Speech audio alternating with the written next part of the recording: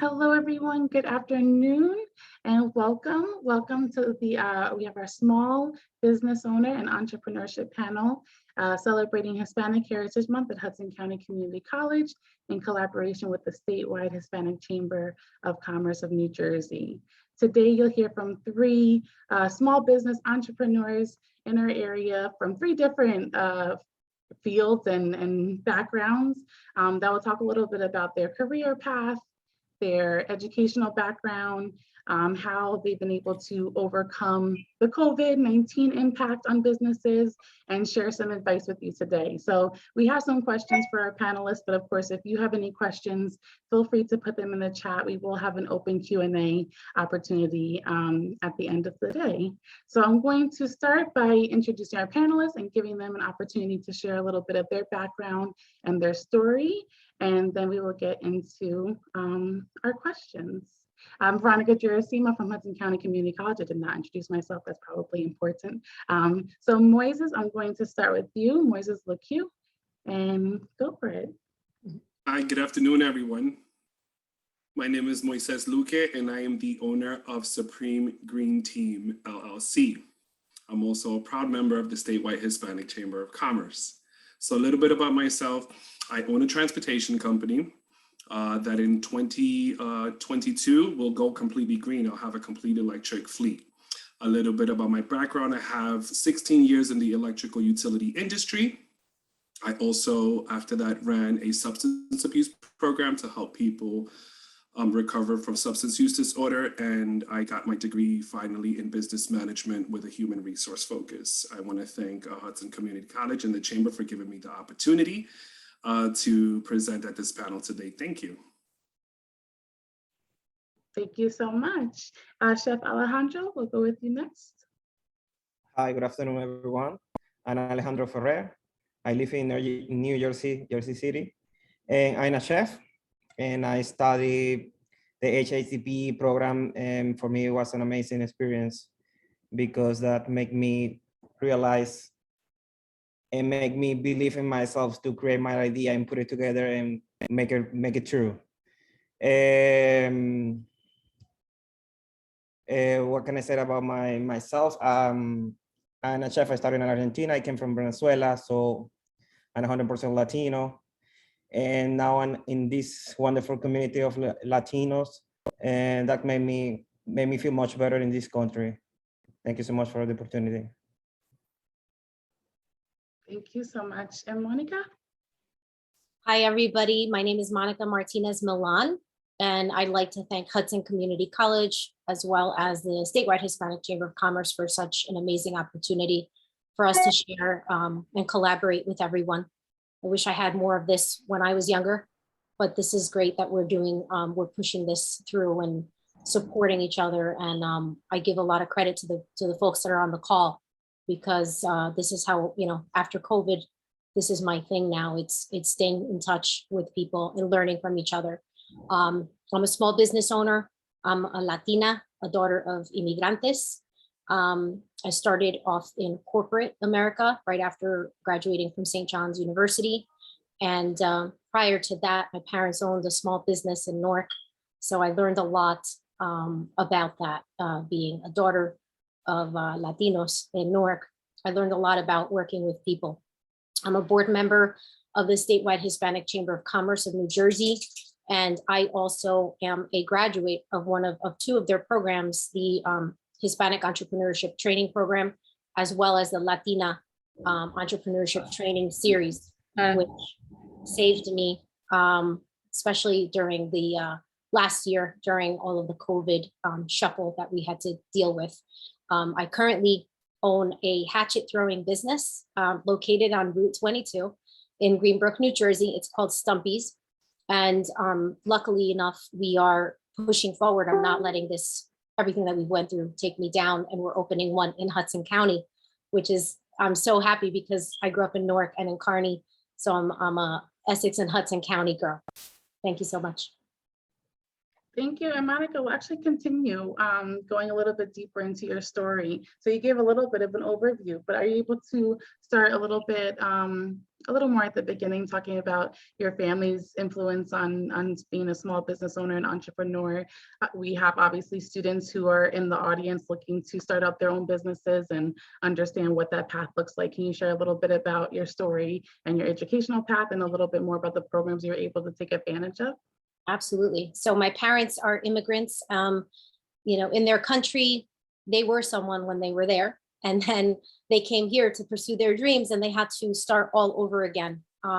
Everyone, the people they thought they were, the people they thought they knew, everything was different when they came here. So they had to restart their life, and they worked many different jobs, but they had a dream that they wanted to own a business, and they were able to save enough money with all the jobs they had. And they opened up a small business in Newark. And I was, I think I was about 5 or 6 when they opened up their store. And I basically grew up as a daughter of Latinos. I was everywhere they went. So you had to be in La Tienda, so I learned since I was 6 years old to be in front of people. And my parents taught me everything they knew as a kid. Like, I had to sweep, I had to help. I said hello to the customers. They are the ones that paid us and fed us our meals, whether we liked them or not. My parents always had, they taught us about respect and how we have to honor our customers and what to look for. So that played a big role in my life. We're a family of entrepreneurs, so it's been in my blood since I was a little kid, and I always carried a sense of responsibility. I guess I grew up a little faster, as a person that started, I didn't speak English when I went to school, so I had to learn how to do that. Then I learned how to be a translator for my parents and support them and help them in ways that other children may not have known how to do. So that back then was very frustrating, but it helped me become the person that I am today. I was also the first graduate in the family of, in our family to graduate college. So they were very, very proud of that. There was no other way, that was something that they said, this is what you're going to do and you're going to do it. And they kept that store even while I was in college. So I supported them and did that as well. And then I worked in corporate for 16 years, implementing networks for large companies. So I worked in IT for about 16 years. I helped to recover during 9/11. I was one of the team members that brought in satellite connectivity into Manhattan and did a lot of the work to support our customers that were affected during those hard times. And it was a job that I loved. And again, it always goes back to me knowing how to speak Spanish, knowing how to speak Portuguese, learning through our customers, working on global installs, and always treating everyone with the utmost respect, no matter where I was. Of course, now Yes, go ahead. And then can I just add, thank you for sharing that. So inspirational, Monica. May I ask, what was your educational path? What did that look like? And what are some of the courses that you took at John Jay or any other college when pursuing your degrees? Yeah, so, my parents didn't understand. They just knew they wanted me to go to school. They were like, you have to do this. We don't want you to work. And I, as a teenager, my friends had jobs, but they were afraid. They were at their store. I had to raise, I was raised by babysitters, latchkey student and latchkey kid. So I told my parents, well, okay, you don't want me to work, but you can't say no to me volunteering. It's like, I used to try to work with, manipulate the system. So they were like, okay, you could volunteer. So I used to volunteer at the hospital when I lived in Kearney every day. And I loved being around people and I loved helping people. And there's a feeling that you just get when you're paying it forward. So I always thought that I wanted to go into school to study sociology and psychology, which is what I did. And it really, it helped me a lot. It helped me to really understand so much. And I love to read people and I could feel what they're going through. But unfortunately, I didn't get once I graduated, I realized afterwards that I needed to get a master's degree. I didn't know. I thought, okay, I have my degree. Let me apply for jobs. And then quickly I realized that I needed to have further education in order to complete my strategy, my field of being a social worker and working in those environments. I couldn't do it at the time. I thought, you know what, let me work. I'll save some money. My parents couldn't afford to pay that part of the education, and I didn't want to overdo it with loans. So I thought that I would work and then I would go back, which I always say, for some that's a mistake because then life gets in the way. However, when I started working in corporate, I started to use those tools that I learned in psychology and in sociology to apply them to decision-making skills, project management, dealing with all types of buyers or personas. So I applied all of those skills that I learned at St. John's to my daily, my daily regimen of what I had to endure at work and outside of work. It makes so much sense. Thank you so much, Monica. It was very inspirational. Oh, you're welcome. Thank you so much, and thank you for that break. Moises, you want to go a little bit deeper into your story? Sure. So, like I said earlier, I was not thinking of opening a business because I had a pretty steady career. I had a great job. It was pretty solid. And so, unfortunately, I was affected during the COVID situation, and I did lose my job after 16 years. So I had no choice but to start. So it wasn't that I had a desire to be an entrepreneur. I mean, I did sort of, however, it didn't take shape till I lost my job. And when I did, I had no choice but to push it forward. So I started my journey in the transportation industry. And I took a portion of my pension and cashed it out. I had no choice. And I started my business. A little scary because this is money that you think you have put away, right, for the future, and you don't want to touch it. And here you are now having to tap into that money and say, well, here goes my dream. Let's see if it works. And fortunately, I've been blessed and I can't complain. And I was able to, start my business and get a hold of the Statewide Hispanic Chamber of Commerce. And so I always touch on that because it's very important. As a Latino, I looked to go to places or resources that I could identify with, right? And so I joined the Statewide Hispanic Chamber of Commerce, and I'm also an HETP graduate. I wasn't initially accepted to the program. However, someone dropped out, and by the grace of God, I was very happy that I made the cut. Very competitive, a lot of applications. Obviously, a lot of people want to, join the program. It was over 250 people applying and only a limited amount of seats. So I was honored that they did choose me. And ever since then, the exposure that I have gotten because of that, and I mean exposure to everything, I mean access to capital and everything. So I was able to secure, through the information given to me by the chamber, I was able to secure a $700,000 grant by the New Jersey EDA. So, which is incredible to me. I never thought, and I would not have been able to do that had I not had the resources available. And so I'm able to now pivot my business. I went from being a normal transportation company to now a completely green company in 2022. I have 6 electrical vehicles in production. And I also will offer electric charging stations for commercial electric vehicles, which is very important. It's one of the hurdles that, I went to school initially. I had gone to school for, I was an electrical technician. That was how I began. And so after that, I, within the same company, became a substance abuse counselor and ran a substance abuse program. So totally different things, right? And so when I got let go, it was during that time. And then I was also going to school at the same time. So it was pretty tough. It was a trying time for me. I had lost my job. I was going to school full time. I was in an accelerated program. I'm trying to push my business together. but having the support, seriously, and I can't stress that enough.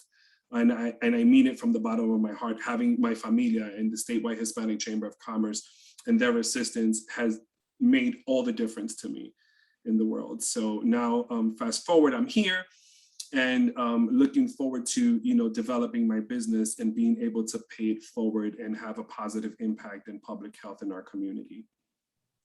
That's amazing. That is quite the story. So all of this was happening last, I guess, summer or so? So yes, I got let go in July of 2020. Mm-hmm. I had incorporated my business on June 26th of 2020. It was almost like I had a feeling but didn't know it. So it was like a couple of days before, and then I get the phone call, that I had lost my job. And so that, became my priority. And then I just pushed forward and I never stopped since. Yeah, look how much can happen in a year and 3 months. Yes, in such a short time. And also right after that was when I applied for the New Jersey Zero Emissions Incentive Program, which is where I was able to secure that huge grant that I'm still ecstatic about. I can't even believe it. That's wonderful. Can you speak briefly about the program you were speaking about, HTTP? Is that where you were? Oh, the HCCC program, sure, is the Hispanic Entrepreneur Training Program that is offered by the Statewide Hispanic Chamber of Commerce and obviously their partners, and our partners, because I'm also part of the organization, right? And so that program, what it does, it empowers entrepreneurs and it just offers so much. We have private coaching hours, and I'm talking about with, CPAs, attorneys, networking professionals, marketing professionals, Reina, the coaches, Tatiana, the whole team of the chamber, Danilo, which is by far one of the people who works the hardest. I'm guilty of giving him all the work in the world because I'm constantly bothering him. But yes, and we get coaching hours assigned, and we have one personalized time. And these are things that you can't put monetary value to. You really can't. It's just something that you cannot. It is so important. And I had no idea, right? If I'm a new business owner and they talk to me about, oh, you have to have your books together, right? I'm like, okay, I have to have my books together. Who am I going to go to? I'm going to have to find someone to do it because I have no idea. Now, who do you go to? Who do you trust? Right? Who are you going to allow to help you push your business and put the finances of your business in their hands? So having that team and that the HCCC program offers you, it's just amazing. It really is. Thank you so much. I quickly Googled and I dropped the link. I know we probably have people interested to learn more. That you did a great. Yes, applications are open now, by the way. Yes. I was going to say, this is a fantastic commercial. And the LETS program, yes. I'm sorry, Moises, can you, I know everything is abbreviated. Can you just share what HETP stands for? Hispanic Entrepreneur Training Program. And then you have the LETS, and then you have the LETS program also. That was the one that Monica had referred to, right? Correct. Okay. Latin Entrepreneur Training Series. Mm-hmm. Yes. Yeah, so that. Thank you, Monica. Thank you. Yeah, and applications are open now. Well, thank you so much, Moises. Alejandro, if you will share a little deeper into your story, please. Yes. Well, as I say, I grew up in Venezuela, in Latin American country. And when I graduated from high school, I told my dad that I want to be a chef. He just got like a heart attack because he said, you're not going to spend your life in the kitchen. I say, Dad, this is a career. In Latin America, this was a very risky career.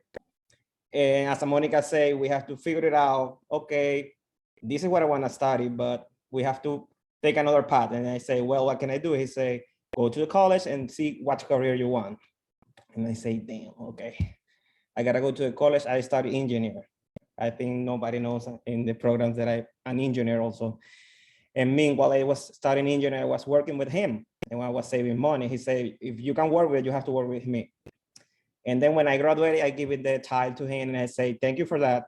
But now I'm gonna study what I want. So I went to Argentina because it was a beautiful country and there was the only country that I can work and study at the same time so I can pay my own career. When I graduate for chef, Then I came back to my country and I say, I'm gonna move to Aruba. So I lived in Aruba for 10 years. And it wasn't working about my career. I was doing, I have a few stores for women's clothes. It was different path, different things. And then I have a friend here in New York. He say, why if you're a chef, you come here and work with me? And I say, why not? I was tired of Aruba. It was a very small, beautiful island, but it's very small one. And I say, why I started chef? Why I'm not working as a chef? Aruba doesn't, it's not a discrimination, but it wasn't a career that's gonna make you want a lot of money. So I came to this country and then I decided to stay here and work as a chef. So I took the same program that Moises has, the HATP. Also, I studied with Monica at the same time. And I when I came to this country, I want to be a chef. I want to have my restaurant. I want to have my Michelin star in my place. And this was my first idea. So my recommendation as a chef, every career has different logistic, but as a chef, it's not the same to be a chef in Venezuela. It's not the same to be a chef in Aruba. It's not the same to be a chef in the United States. So we have to understand where we are. We came with a nice idea, but this is an idea that came from my country. It's not the same idea that you have to develop it in this country. That's why I want to mention the HATP program, because I always was my idea in my head. But I'm living in New Jersey, and I say, it's not the same that you're living in Venezuela. It's not the same you're living in Aruba. You need to know about financial, you need to know about taxes, you need to know a lot of stuff. And people, like, if you want to be your own boss, you need to know everything like that. Because when I want to sit down with my accountant, by the way, she's here, hear me. She's Karen Ospinos. She's my guardian angel. I love her. I know you're smiling now. I found her in the HET program. I find my contract. I find my architect, everything I found it, because this is a community. So besides that, I received a call from Valerie Aloy. She said, no, you are selected to the program. I say, Valerie, I'm an immigrant.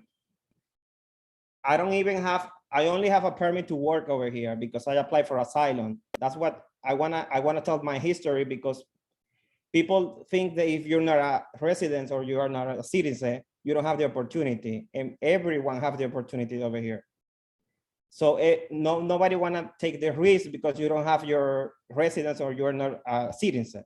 So you can do whatever you want here as soon as you follow the rule. And that's what I took this program, because this program made me realize my real path.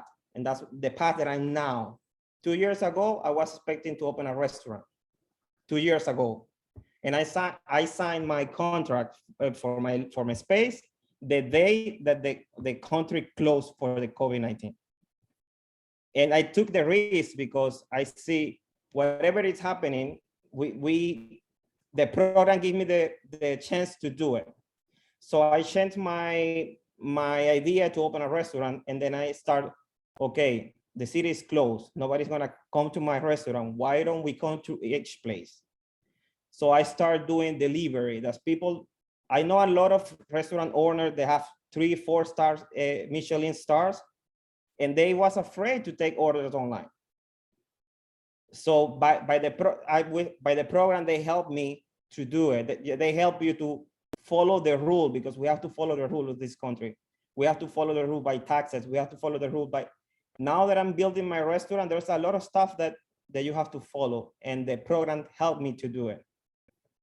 So it's very important, if you have an idea in your head, you have to follow, you have to believe in an idea. That's what, at the end of my graduation, I look at myself in the mirror and I say, now I believe in my idea, I believe in my product, I believe I'm good.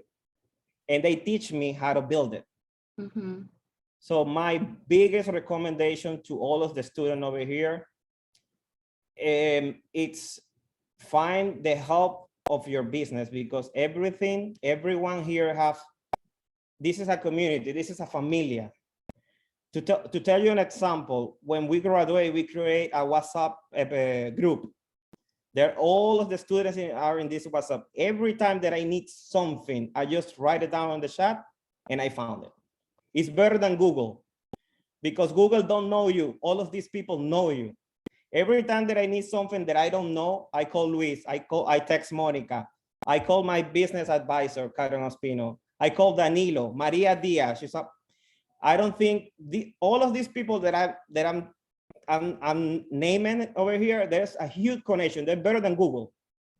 Every time that I need to give an example, they say, if you're in the chat or you have Luis in your phone, or you have Maria Diaz in your phone, you have Monica in your phone, Danilo in your phone, you will find everything, because Google is around the world. This Google is here where you live.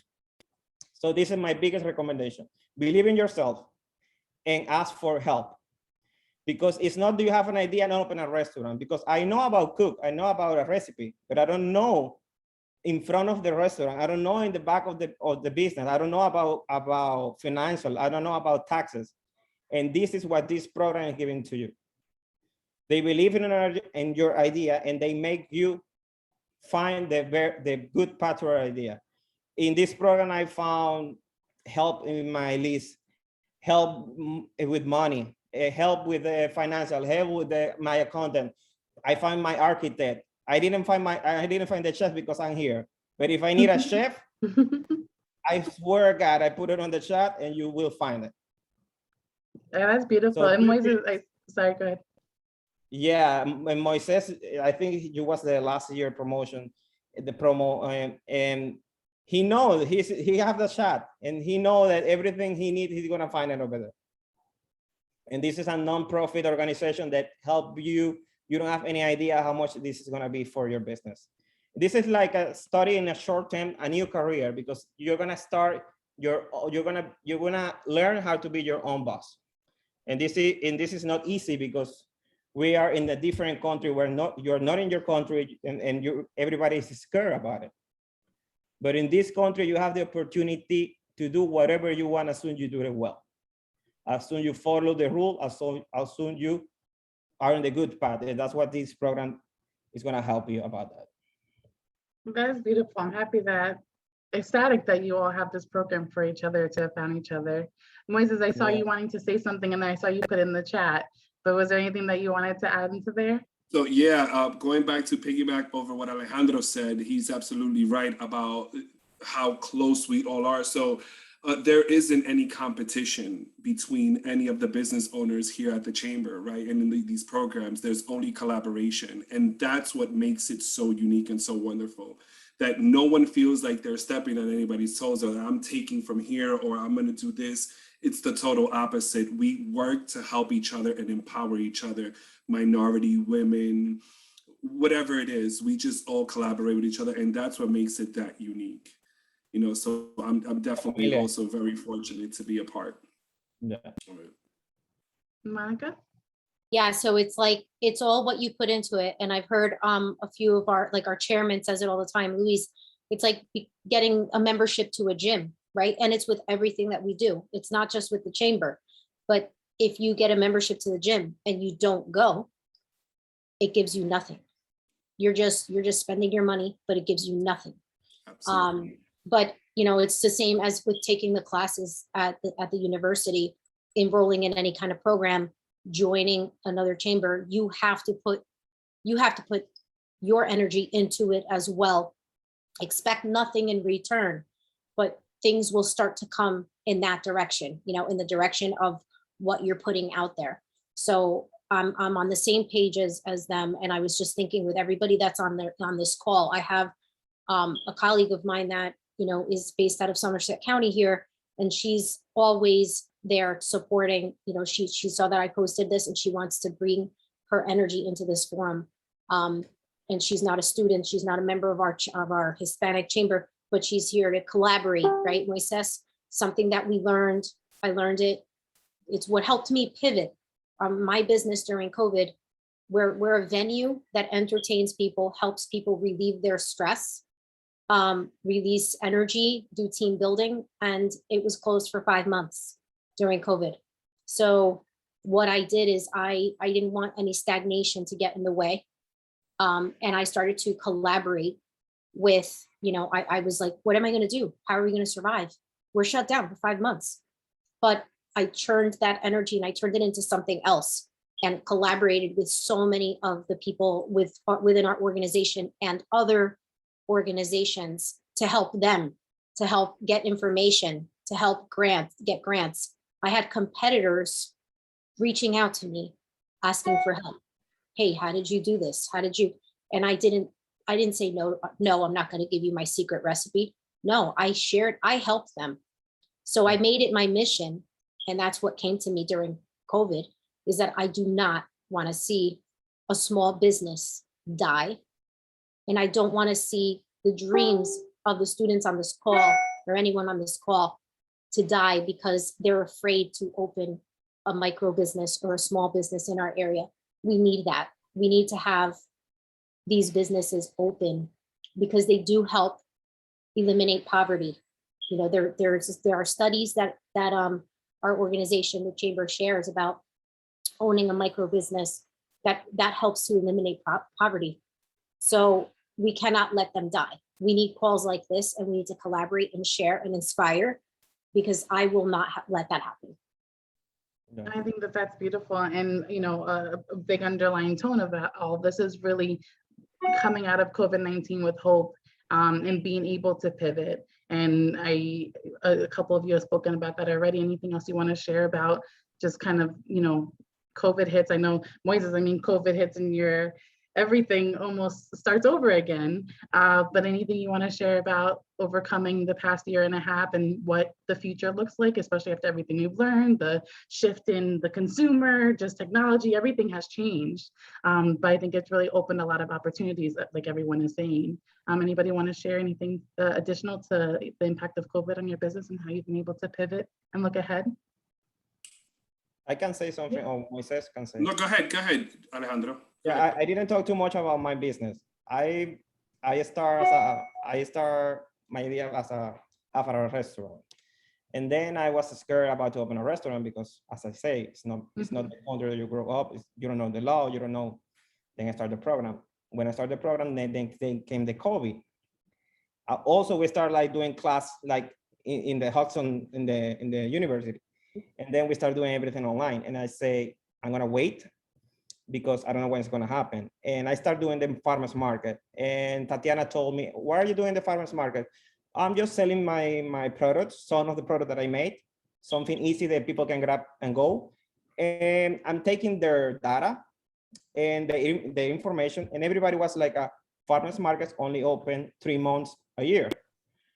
How are we going to find your product after the farmers market flow? And I say, that's a good idea. And then I realized, I was speaking with Tatiana, I say, why I don't open my own app and I start my farmers market online? And that was the great idea, because I gained like 200 customers that I have active today. And they were buying me online. They say, this is much better because I'm sending to your home. You don't have to take the risk to go outside. And all of this COVID-19 program. And I say, that was doing well. And then I say to my teachers in the program, I say, I don't want to have a restaurant anymore. I just want to have something to grab and go. So I start with an idea, because I know the COVID is going to affect too much people. And I say, if I'm not taking customers to my store, why don't I take my product to their home? So I started doing meal plans, because everybody was at home. Much of the people in the United States don't know how to cook. And I was starting doing meal plan. I was trying bolster the immune system. All of this COVID came to our life, and I was adapting my business to this COVID-19 programs. The impact, yeah. And everybody was coming together, and I signed, and then I say, I have a space. I have 1,700 square feet space that I need to build it and make it successful. And I say, okay, if I can bring customers to my store, I'm gonna send all of this, my experience and my culinary experience, to their home. Everybody, I was selling a lot of meal plan, because everybody was needing meals at home, because everybody is working from home. You cannot work and cooking at the same time. People don't know how to cook. People were spending a lot of money in food, and they that was a waste. And then I spoke with my contractor and I spoke with the people where I rent my space, and I say, you know what? Because people is gonna stay home for a while, I'm gonna offer them a room service like a hotel. So people don't have to get out of their home. I have the app, and I have the client, and I have a store downstairs. So now I'm gonna have 1,500 apartments. They're gonna buy from my store, and we're gonna send them home right away as a hotel.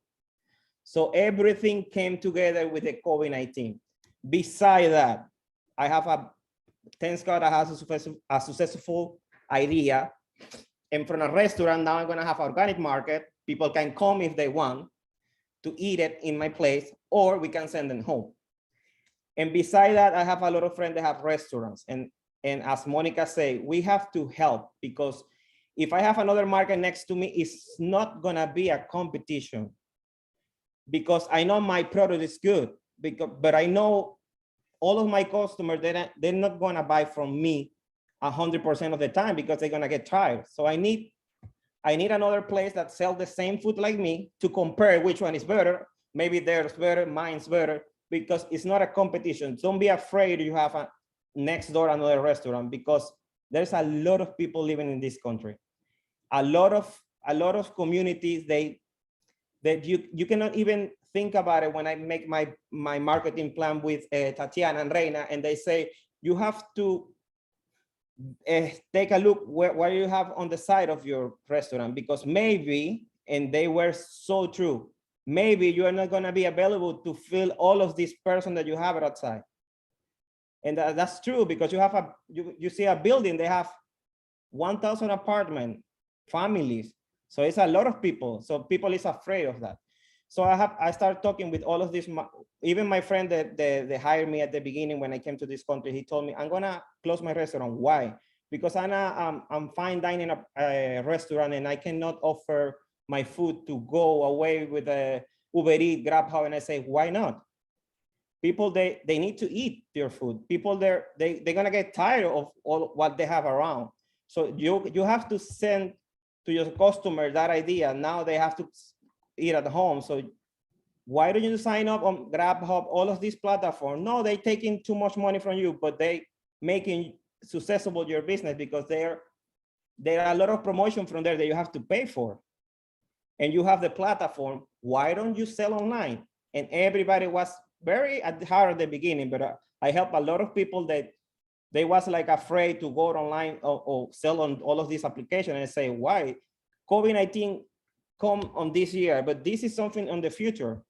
In the future, we will see everything is gonna work at home, because this is the future. Why don't you take it now? You don't supposed to come on this year or 3 years ago, but you have to adapt your business to that. So don't be afraid that you have the platform, you have the restaurant, you have the kitchen. Why? Sell it online. You're gonna make more money if you have the restaurant open for dining people. Yeah, you're multiplying your business. You got people there, people at home. Yes. And I start, what happening with my employment? Your employment, they're gonna work with Uber Eats, Grubhub as a driver. They're gonna have more time to study and to make their own business, because they don't have to follow a schedule on your restaurant. They're gonna make more money, and they're gonna be more successful. So don't worry about that, because there's work for everyone. And that's why we start like creating this promotion. Luis de la Hoz told me that there's a lot of restaurants that say, don't worry, Luis, I'm gonna talk with them and help them to sign in, because they're all people that don't think in the future. They don't think on all of these kind of things that you can do online and selling online platforms. So that's the idea. It's not for me if they call another restaurant and say, oh, I need your help. Why? As Monica said, I give you my recipe, because there's a lot of people over here. This is not competition. We have to create a huge community and help each other. Definitely. And there's nobody like you. So your product will stand out if that's what it is. Yes. And there's nothing to lose. You kind of multiply the love. Yeah. Moises, in terms of starting a business during COVID, do you want to share some how you're able to adapt, or any lessons learned during that time? Sure. Fortunately, Yes, the type of business that I went into, fortunately, during the pandemic, was thriving. It was transportation, right? So I was hauling for specifically for Amazon. So business picked up tremendously. So I was just fortunate enough to have joined an industry that was going to continue to grow. So that helped me out a lot. But definitely the resources available, just in general, reaching out to the chamber and just in general, and how they guided me to the people that I needed to, really helped me. And I just noticed in the chat, I'm sorry, there was a question by somebody and it just called my attention because it says, great that you're helping Latinos, but is your help open to all the students? And I'm sorry, it just popped out at me. And I just wanted to say that, yes, absolutely. The chamber, we're inclusive.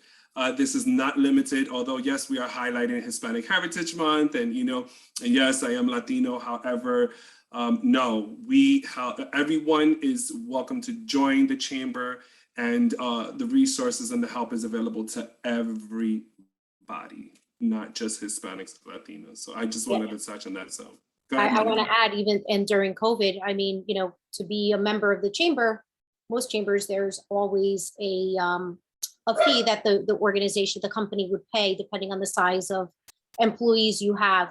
However, during that time, they waived everything. The doors were open.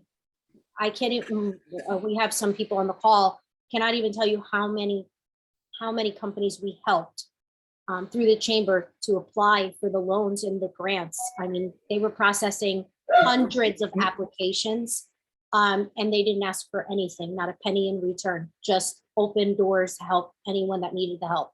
So that's, that also goes back to that question, as well as, for the HETP program and the Latina program, there is an application process. So it depends on, like Moises had mentioned earlier, there are hundreds of students that do, or businesses that do apply. So they go through a process to interview the candidates and an acceptance process as well. So if they don't get accepted this time, don't let it deter you, because there's so many other opportunities, so many networking events. Networking is the number one thing.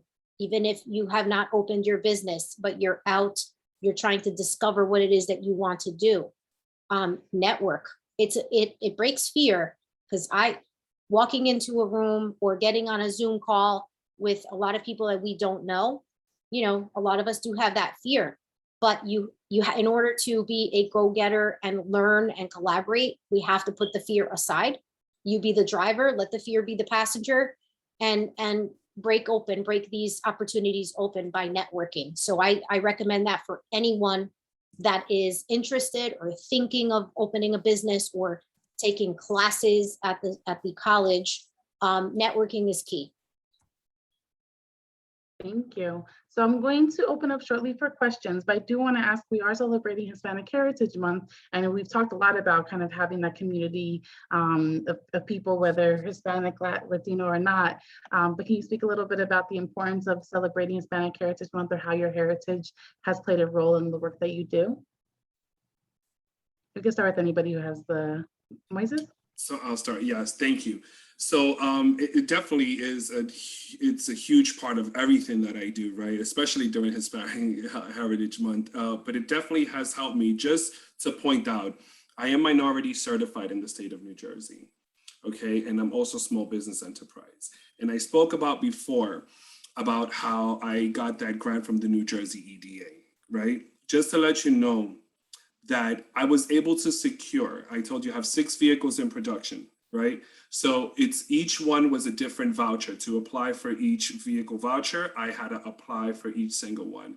Just to let you know that because I am Hispanic and minority, I was able to secure an extra $30,000 as an extra incentive. That was what the program offered, right?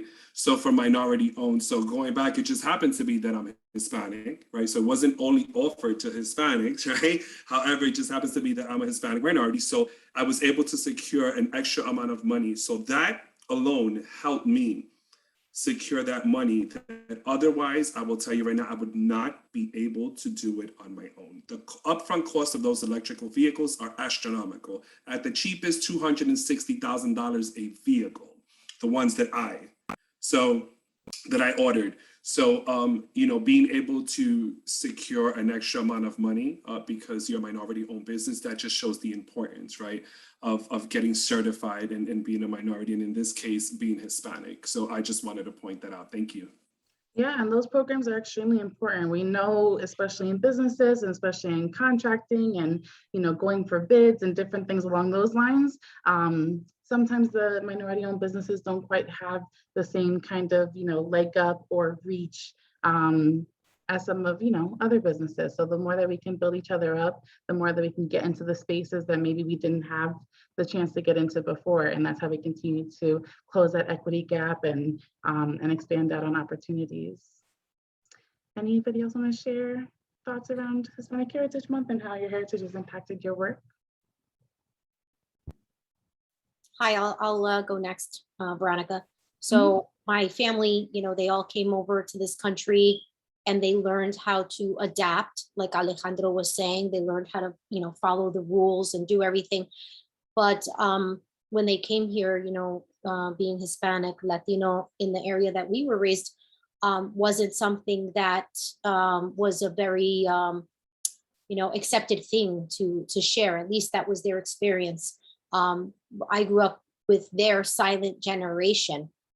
So now that this is coming out into the light and we do this, it's very important and special because it's brought something out of me where I'm so proud for my heritage, and I'm so proud to help others. It doesn't matter who they are. I'm not afraid. I'm not afraid to use my Martinez name. I used to be I wasn't here nor there. You know, I was raised by my parents' rules that were from another country, which were very different to the things that we grew up with here. But I've been able to merge them all into one and basically take all of the good lessons, the hard lessons, and pay them forward. And it's also, you know, it's important to not be that silent generation. They were afraid when my parents were here and starting off, they were afraid to ask for help. And if they saw any kind of help, to them, that was like a red flag, like, I don't want my name. I don't want my name on that. I don't want, you know, and I'm a recipient of some of this help as a business owner. Last year being the worst year ever for so many, this help, all the opportunities came through because I wasn't afraid to ask, you know, and I wasn't afraid to join, and I wasn't afraid to collaborate. So I'm very grateful for the heritage and for what it's taught us, and grateful for what's happening today with opportunities like this one, where we're talking about our lessons learned and collaborating with everyone. Thank you so much. Alejandro? Yeah, I have kind of the same situation of Monica, because when I came here, I was very afraid, but at the beginning of my first year here, I was like, why am I gonna be afraid? Because I just want to make the things right, and I want to follow the rules, and I want to adapt myself here. And now my parents are living here because Venezuela is getting worse every day, and my parents are residents now, and it's because they're following your path, because you at the end, there's a lot of people there looking at you, and your experience make these people believe in themselves and do it the same. I have a friend there, he had the same time with me, it's the same time here in this country. He's from Venezuela, and he say, how are you doing all of this? Now you're gonna have your own business, and how do you do that? You are not from United States. And I say, it doesn't make sense if you are not from United States or not, if you're doing your things right and you follow the rules, and you have the same opportunity than an American and a resident, and you have the same one. You don't have to be afraid because you're Latino, because your last name is very Spanish. And no, there's, as Luis said in one of the conferences that we went through, the Latin population here is a huge, and there's a huge Latinos that they have their own business, and there's a huge community of Latino they giving employment to Americans, to Latinos, to everyone. So you don't have to be afraid because you're Latino, because at the end in Latin America, there's people from another country too. They make a lot of money, they make a lot of history. And you just have to do the things right. You just have to ask for help and see what all these opportunities you have in this country. And at the end of the day, you feel like very relieved because you're helping, at the end, you're helping people, and you don't have a lot of people, you don't even see a lot of people that follow you because, oh, this guy applied for this excellent program. And I say, yes, because you can do it. Did you pay for that? And I say, no, I didn't pay a penny. This is free. These people are helping you free. So you don't be afraid, ask for help. And this is something that we all feel proud of it because we are a huge community and we're doing the things right. And we are example for another people that are following your path. And this is very important because at the end of the day, when you're gonna sleep, that makes you feel much better than the day before. Yeah, the idea of, somebody reached back and gave their hand to you, and now you continue to put your hand back and pull others up, and that's what it's really all about. Yeah. Any Can questions? I ask a question? Yeah. I just wanted to mention, well, your journeys are so, amazing. I wish I would have met you guys long time ago. But it's definitely inspirational. And I speak on behalf of Student Life and Leadership and all the students on the panel. But, I'm just curious about the coaches, the people that have joined you and helped you on your journey. Do you still build that relationship where they oversee your success? If you feel like you're failing, are they supportive in a different way? Or is it continuum, or is it just till a certain extent? I can answer part of this, and I'm sure, and Moises and Alejandro will attest to it and respond as well. But we continue to have these relationships, and they only get stronger. Have they changed a little bit? Yes, because they've already, it's like being a parent and you see your child growing up.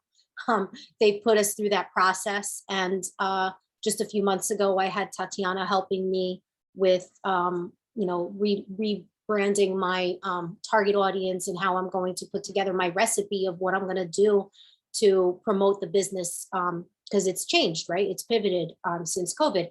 So she helped refresh that part of my path. And Reina, which is another one of our coaches who's an MBA, is always there if I just have a question or she has a question.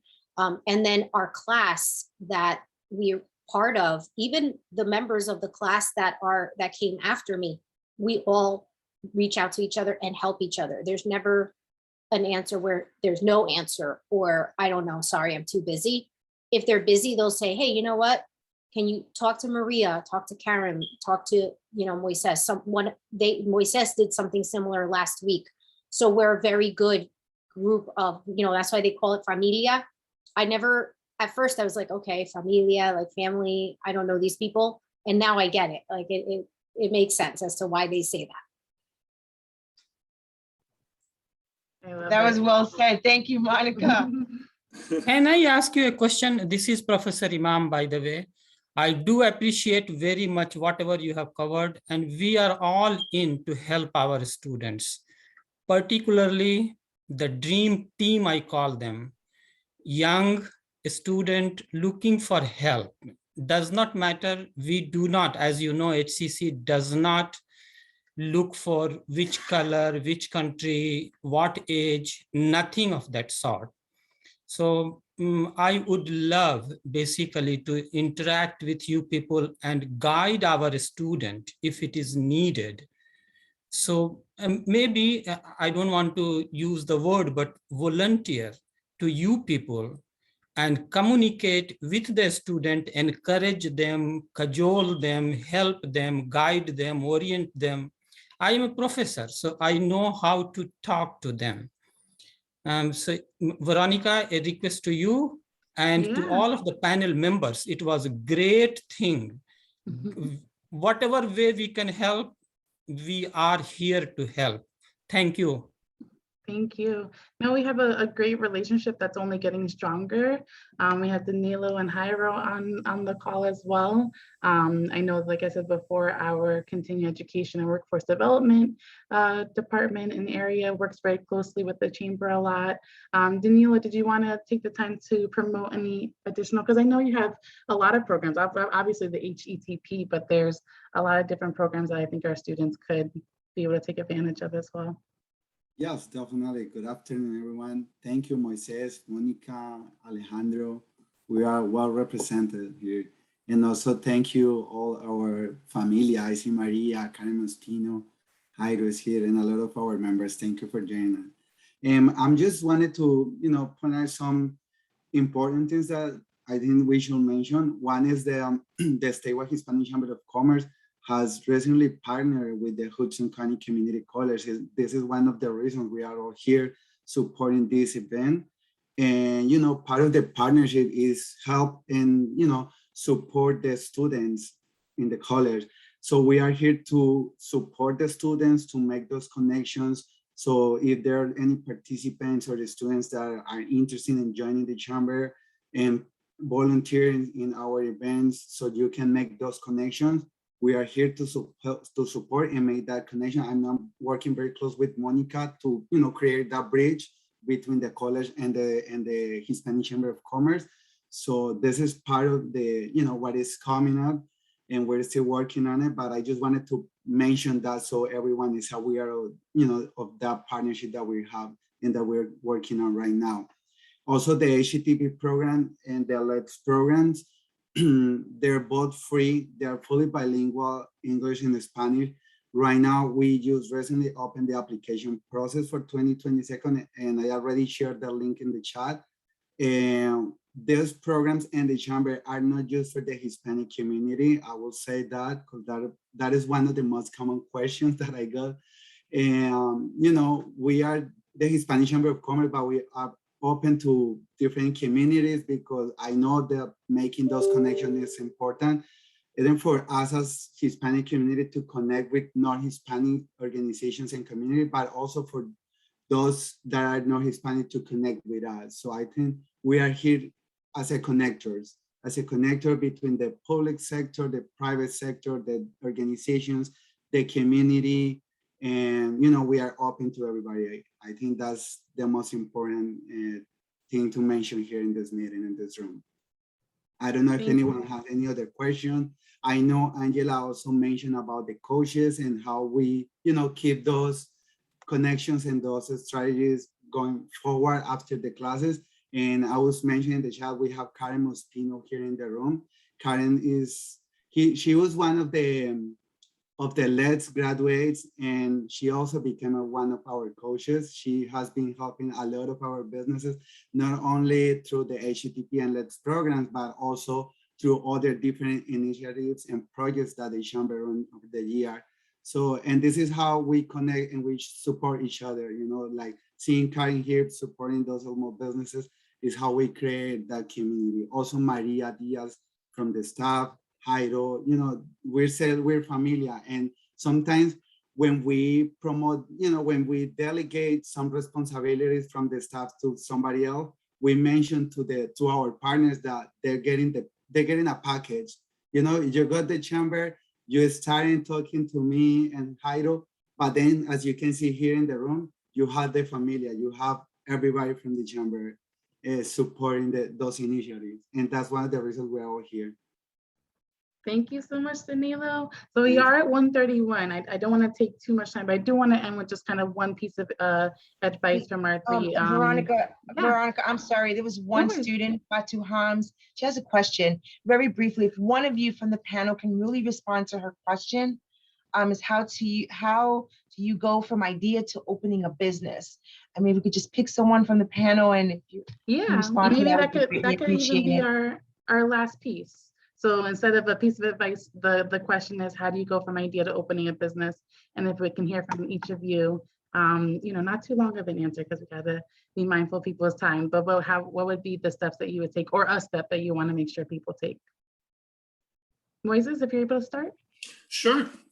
So the way I did it from my personal experience, I took my idea and I ran with it. Of course, what you need to do is you need to register your business, right? Do the stuff legally, like Alejandro said, right? There is a process to everything, and ensure that, you know, you follow, you know, the procedures of the state so that you have a viable business and that your business is legal. And from there, network, reach out, do not be afraid. There are resources out there. I joined, being that we have, you know, there's students on, I joined as a student myself while I was a student. Okay, I'm not gonna get into the particulars because it's kind of a long story. However, right, and Danilo, anyone could reach out to Danilo for that. He'll be more than happy to give the, you know, what the membership costs, like Monica said, you know, you join and what you get, it just doesn't, you know, you can't put monetary value is what I'm trying to say. So networking and getting a hold of the people that you do need and getting a team together and joining a chamber, joining, you know, any organization that's going to help you push your business forward and turn that dream into a reality. And having that team is very, very important. Shout out to Karam. By the way, she gives good gifts to her clients during Christmas time. All right. Thank you. Alejandro, idea to business, what would be a one piece of advice on how to make that a reality? Yeah, I think every idea is a good start. If you have the idea, you just need to help to direction your idea to your buyer persona, to your area, to your accounting, to make your LLC. I start with a sole property. I change it to LLC because my accounting, Karen told me that, why are you wasting your benefits to be an LLC and you are a sole property? And all of these way to open your own business, I found an HATP program. So it's, for me, the best recommendation is go to these programs, get coaching, and direct your idea to the best way of your business is going to be benefit. It's including the area, it's including your buyer persona, it's included to many things. They are so easy to find out. So don't be scared. You just follow the schema and go through. My best experience on this program is believing in myself. If you believe in yourself, everything is going to be so easy for you. Even your product is going to be much better than you think about it. Love it. Beautiful. Monica? Yeah, so agree with what Moises said and what Alejandro said, and Karen had just mentioned it. You have to come up, you have the idea. The next step is to come up with a business plan. So you can drum up your business plan, but it is important to work with someone that can help you put that together. And there are people that write these business plans with you. Say you don't have access to, you know, you can't get into the HTTP right away, but you really need to do this and you want to start. You have to find the right people to help you with the business plan. SBDC is also another, you know, program that is the Small Business Development Center. I believe there's one throughout every county. We have members of our chamber that are there that support us through the SBDC. I'm actually getting help to find to secure a location here in Hudson County as part of that program. But those centers, like Maria had mentioned, the 12 centers will help you with the ingredients that you need to put together the correct plan, which means, you know, how did you form your company? Is it an LLC? Is it an S Corp? Is it this or is it that? Have the right documentation. You have to have everything organized. So, you know, you get the idea, but then you work on your map to continue it. And the way you do that is to find support and the right type of support through the SBDC, through the NJ, even the New Jersey Economic Development Authority or Association has information to help us small businesses. The Statewide Hispanic Chamber is, you know, always there, but it's coming up, it's getting to the right people that can guide you in that direction. And these organizations, like the SBDC, for example, they don't charge you, right? They're here to help the business owner, the entrepreneur. So try to, utilize them and reach out to them and network and find out who's there to help. Thank you so much. This has been an amazing afternoon, so much information. Luckily, we're recording it because it's definitely going to need to be something that you watch again to soak it all in. Moises, Alejandro, Monica, thank you so much for your time.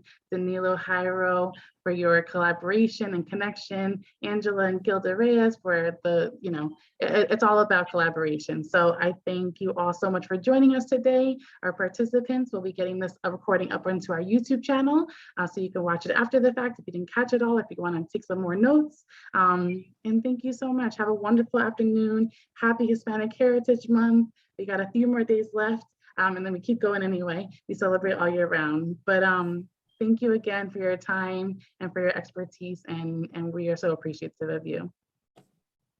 Thank you all. Thank you so much, Thank you. I left my email in the chat also. If anyone wants to reach out, please feel free. If I can help anyone or anyone needs assistance or guidance, please feel free. Yeah, Thank you so much. Information also. I'm going to grab the link for our YouTube channel and pop it in. Thank you. Thank you. Have a great afternoon. Bye. Take care. Bye. Bye. Bye. See you soon. Hopefully again soon. Yes.